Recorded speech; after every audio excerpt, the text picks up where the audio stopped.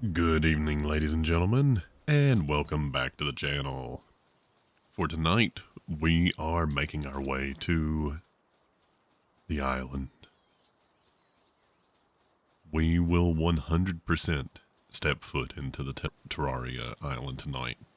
So, in the meantime, kick back and watch as we finish our final preparations, and then make the last hop and skip to that place.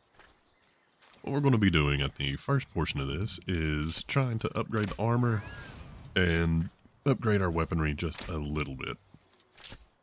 I think. We might just upgrade armor. Either way, we're just trying to get it to where we can actually resist the heat enough to make it to the island. And then check out what's actually there.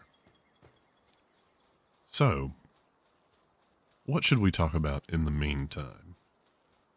Well, I say what, but realistically there's only one option at this point in time, and that is the unfortunate passing of Ozzy Osbourne.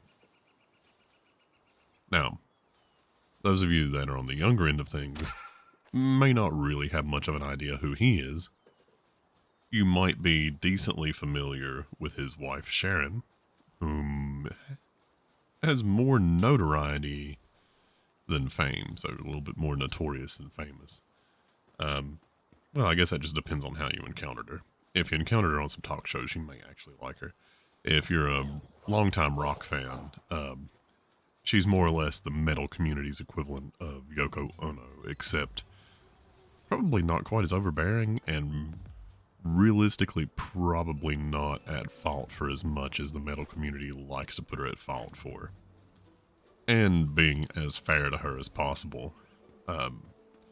Probably the reason why Ozzy Osbourne was actually still alive to the point where he was. Like, let's be blunt. Like her or hate her, he found motivation in her to clean up his act, at least periodically, enough that he didn't end out dead of a drug overdose a long, long time ago.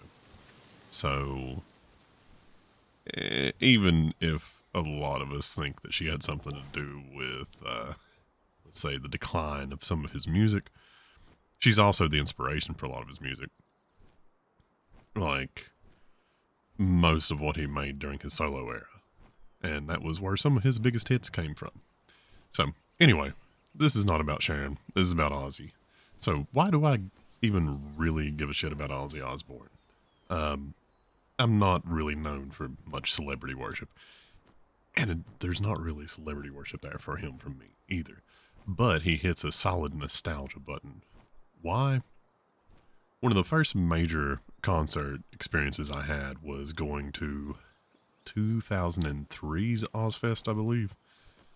It was one that had a bunch of bands like Korn and Disturbed and whatnot, and it was still Ozzy solo. And then the next year was when it was Black Sabbath and the bands like Slayer and Judas Priest and whatnot. And then I missed a year, then I came back for one more year, but that was the year where he only played a couple dates, and the one that I was at, System of a Down, was the headliner. So,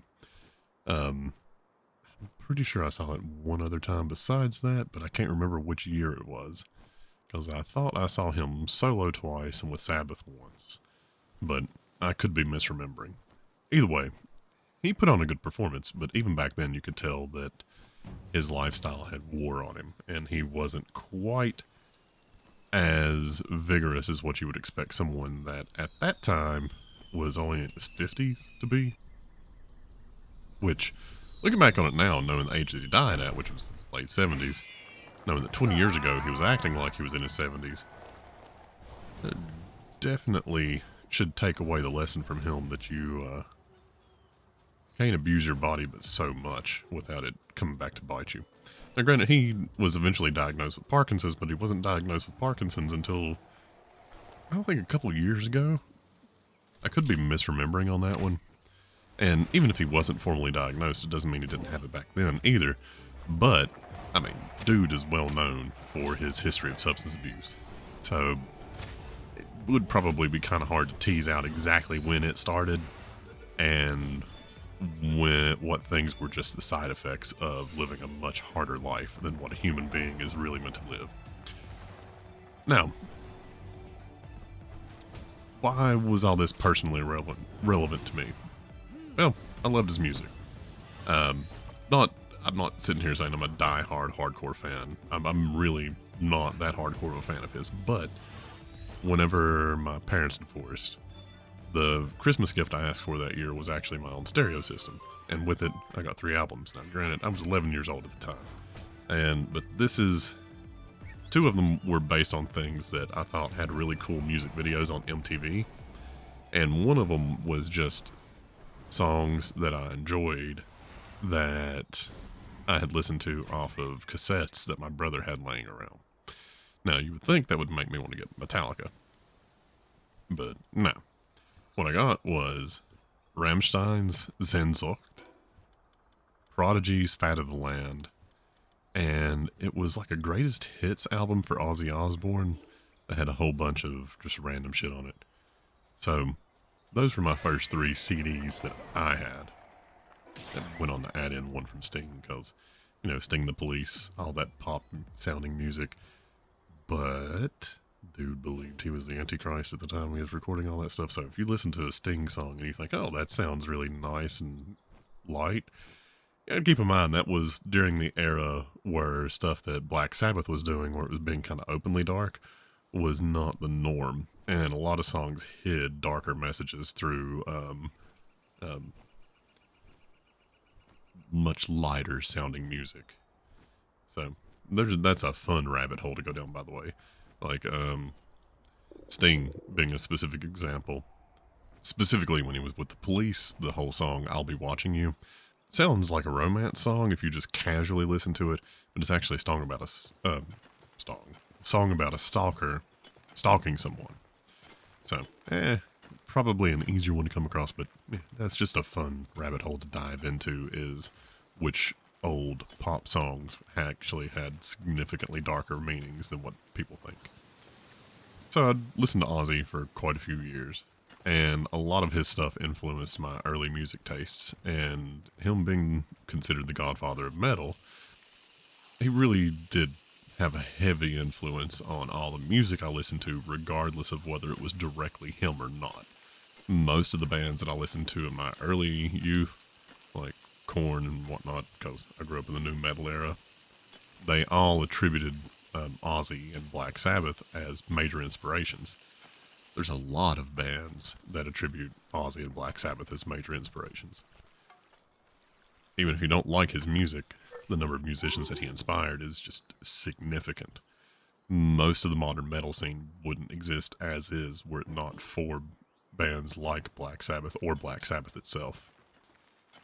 So, hearing him passing and knowing his significance to my personal favorite genre of music, it's just a sad day. It's similar to how I felt when Terry Pratchett died. I know he's not exactly talked about a lot now, but Terry Pratchett was a pretty significant fantasy author in the sense that while Discworld is foundationally a parody series, it's such a well-written parody series, and it's such an easy entry point for people into fantasy, that it's made Terry Pratchett into something of a really strong starting place for people that want to read fantasy. Black Sabbath is a really gentle place for people to start if they actually have an interest in getting into metal music, because Ozzy's vocals are very clean, clear, which is hilarious given how hard it is to actually understand what he's saying when he's speaking. And they're pretty relatable. It makes a pretty easy starting point to actually listen to that type of music. Iron Man. Think about that. That song, almost everyone knows at least a few bars out of Iron Man. Crazy Train is something that people tend to be familiar with. Mama, I'm Coming Home. There's a ton of hits that he had that helped make metal a little bit more mainstream. And other than the elitists and gatekeepers, whenever a genre actually starts to become somewhat mainstream, that's when that genre tends to thrive. You may not like more of the poppy groups that have come around now, like Sleep Token, but at the end of the day, that makes a much bigger scene, and the bigger the scene is for that particular style of music, the more bands that can actually get a foothold to start in it. In the modern era, the only thing stopping you from finding a band within your genre that you like is your willingness to use Google and filter through a bunch of bad stuff. Because there's tons of music out there. There's more music out there than there's ever been. And yeah, the bad music kind of throws up a bit of a filter, makes it harder to find the good, but there's still tons of good out there. If I want a new band, it usually doesn't take me more than a day or two to find someone new that I haven't listened to that has excellent music with top tier recording quality. So, I don't know. I just wanted to take a minute in my video to talk about Ozzy, bring up the fact that he had passed, and maybe if you've never listened to any of his stuff, but you do find yourself interested in rock and roll or metal in general, you'll take some time and go back and actually listen to a little bit of his works. Just to sort of educate yourself in the background of that type of music. Just as a small example, if you like Metallica, because there's still a bunch of people that do like Metallica. And by the way, if you haven't given them a chance in a couple of years because of something like Death Magnetic, you should go back and give them another shot. They've not dropped off as hard as you may think they have. But there would be no Metallica without Black Sabbath. Black Sabbath is very old. The band was a massive influence on even more musicians than you probably realize. Alright, let's jump back into commentating the video because there's not a ton of it left. At this point, we're making our way through a more tropical area and starting to see some creatures that I haven't seen before. And this guy right up here, I want to catch him because he looks like something that crawled out of hell. And immediately I should be aware that bad things are about to happen. Because I barely did any damage, and up until this point, my crossbow has been a big source of helping take down pals and helping me get them ready to be captured. There's one more sign that things are not quite going to go the way I thought they were. That happens shortly, right there.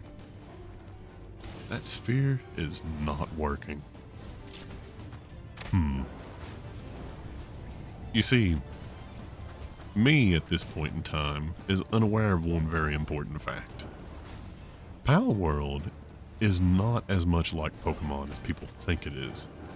In Pokemon, every ball has at least a certain chance to capture any Pokemon.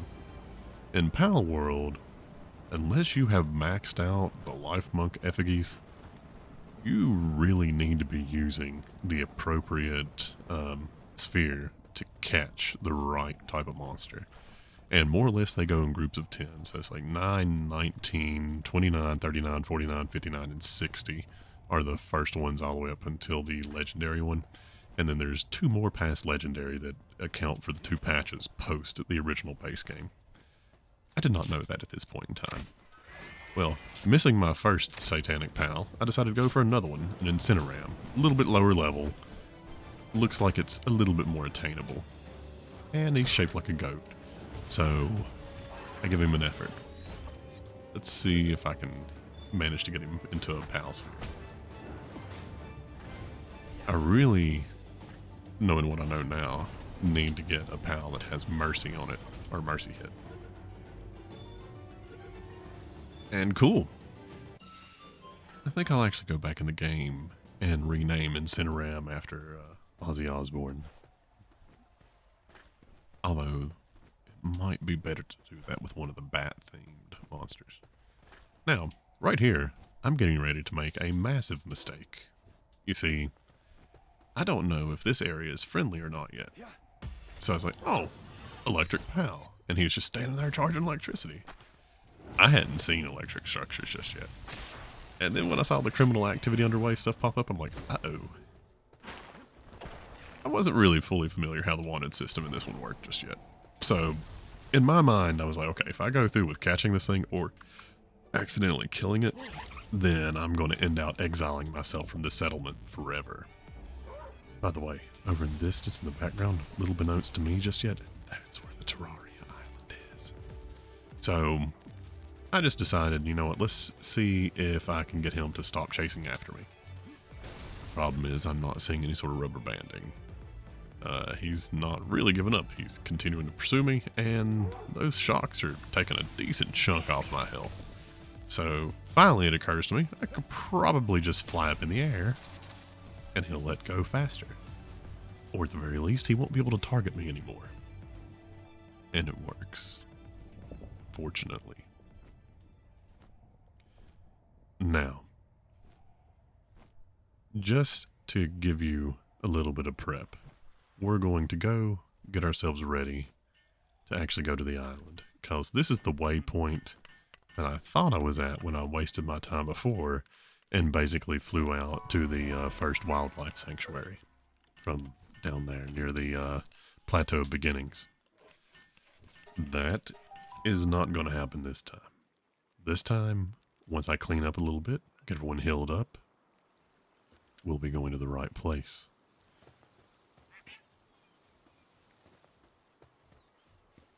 Finally going to see it. Now, I don't know how many more episodes of this that I'm actually going to make. I think it'll at least partly depend on demand. I would like to make a couple more to round out any sort of lingering business after this episode ends. But they'll probably jump significantly forward. There won't be as many minor updates and things. Like, probably one, maybe two more, depending on how much time I need, because I don't want to make either one of them more than a half hour long. If there's some demand, if this is kind of popular, then I may actually go back and try to do a hard mode playthrough, where I stay in hard mode and I don't modify the settings at all. I'll start tweaking the settings a little bit to focus more on fun rather than struggle. But I can actually see myself enjoying this game with limitations to it. Say, for example, one of the things that I take out is the incubation times, because I don't really see much of a point in them other than making everything go just a little bit slower. But at the same time, that's not a terrible thing. Slowing things down just a little bit can actually be kind of fun. And hard mode would definitely require a little bit of focus and a little bit of work to manage to start getting through the tower bosses. That's another thing that I haven't really killed a whole lot of yet. So I may do a highlights video of me going through and clearing out a bunch of the tower bosses. But let's make it there. Let's check out Terraria. And if you're taking a look at the time on the video, you're probably figuring out what the next video is actually going to be.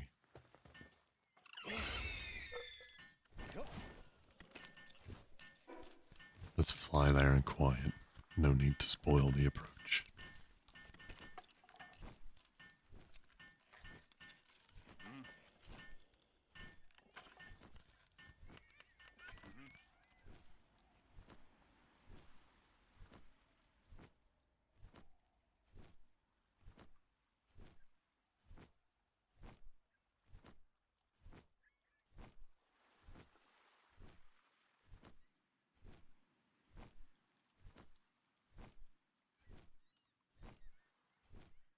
Isn't it beautiful?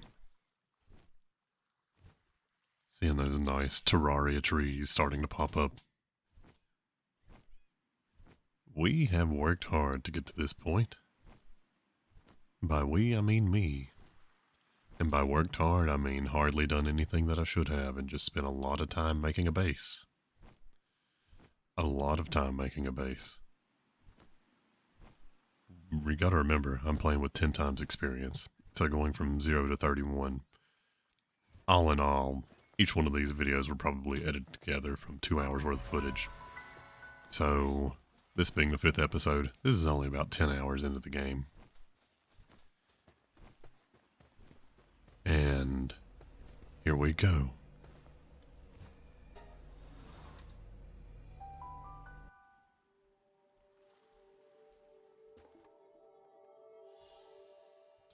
The music and the aesthetic, they fit super well. If you played Terraria, that's one of the first things that really hit me was this is actually reminiscent of Terraria. So let's pop that open. Don't really know why I shot it. I could just roll into it.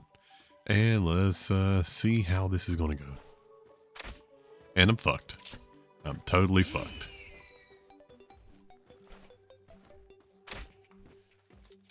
Oh yeah, this is not going to go well.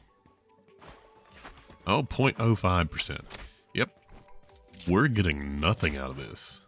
This is... I'm not prepared. So, this is going to result in an abandoning of ship. Now, second time's not going to go like this. Coming up, I'm going to put up a video that will actually be a summary of me getting prepped to make a second run through here. I'm not going to drag it out through 5 episodes and make you watch 5 episodes of preparation again. But I'm going to grind through, get my character up to speed, and then we're going to come back here and see what we can do after a little bit of prep. Thank you for watching along with me, everyone. And I'm sorry that this has basically been a 5-episode teaser for us getting ready to go into the Terraria Island. But we're there. Next episode, the last grind. Have a good evening, everyone, and remember, if I can beat it, so can you.